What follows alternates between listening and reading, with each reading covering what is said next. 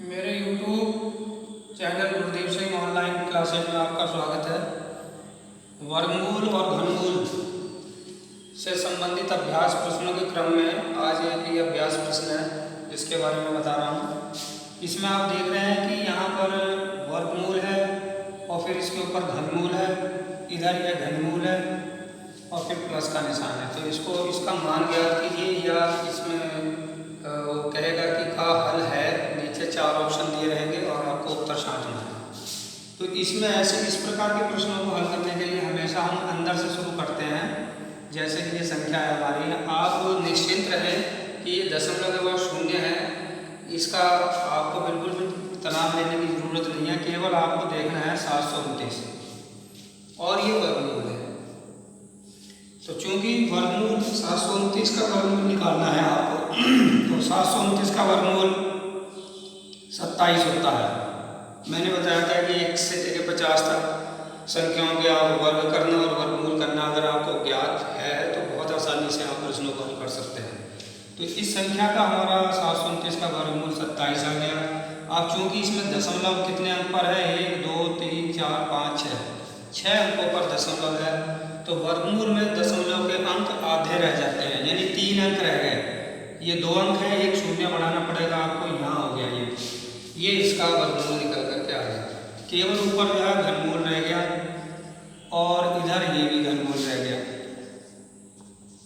अब आपको क्या करना है, 27 और यहाँ 8 दशमलव को छोड़ दें और उसकी संख्याओं को भी छोड़ दें। 27 का घनमूल निकालेंगे तो 3 तिया 9 तिया 27 3 होता है। अब चूंकि दशमलव के अंक 1 2 3 अंक है, तो घनमूल में तिहाई अंक रह जाते हैं, वर्गमूल में आधे अंक रह जाते हैं, तो दशमलव का केवल 1 अंक रह गया है, ये इसका घनमूल निकल के आ गया। ऐसे ही 8 है, 8 का घनमूल 2 हो गया, अंक 1 2 3 दशमलव का केवल 1 अंक हो गया, तो हमारा ये आंसर इसका 0.5 आ गया।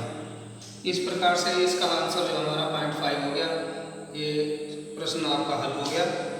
अब आगे का जो प्रश्न है उसके बारे में मैं बता रहा हूँ कि वो किस प्रकार से हल करना है।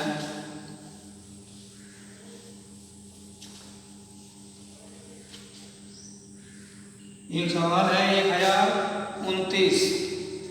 1029 में कि छोटी से छोटी संख्या से गुणा करें कि संख्या पूर्ण घन होगी या भाग करें। मैंने ये पहले भी कई प्रकार के सवाल बताए हैं।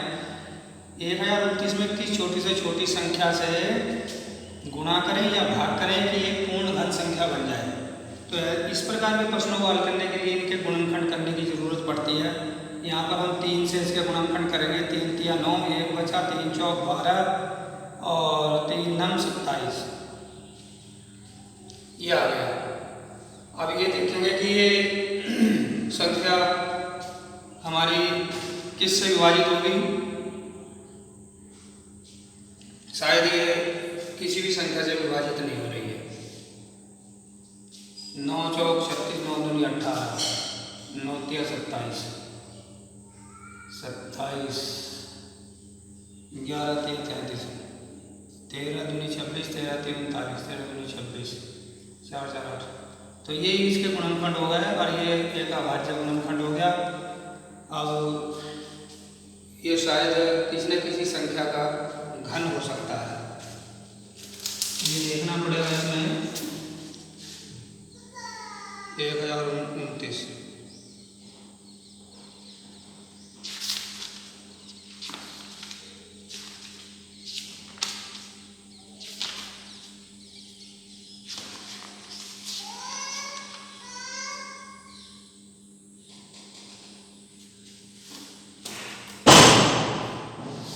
7 चौक 28,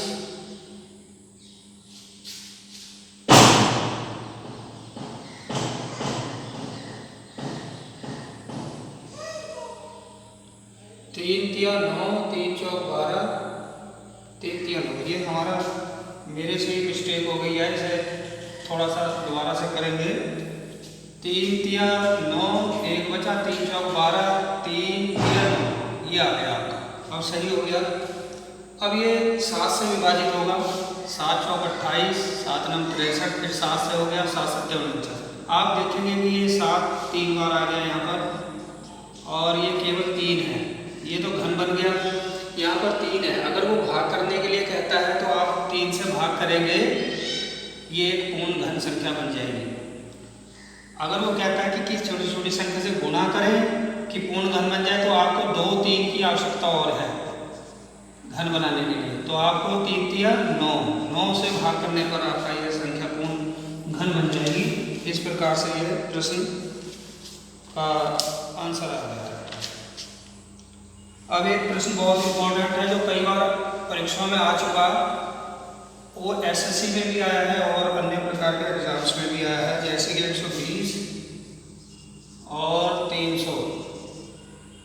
120 और 300 के बीच कितनी पूर्ण वर्ग संख्याएं हैं, कितनी पूर्ण वर्ग संख्याएं हैं? 121 11 का वर्ग होता है, तो 121 संख्या पूर्ण वर्ग हो गई। फिर 12 का वर्ग भी पूर्ण वर्ग होगी, 13 का भी होगी, 14 का भी होगी, 15 का भी होगी, 16 का भी और 17 का भी होगी, 18। चूंकि 18 का वर्ग 324 होता है, वह बड़ी हो जाएगी। 17 का वर्ग 289 होता है, तो वो इसके अंडर में आ गई। तो ये पूर्ण वर्ग संख्या आ जाएगी 120 से लेके 300 के बीच में।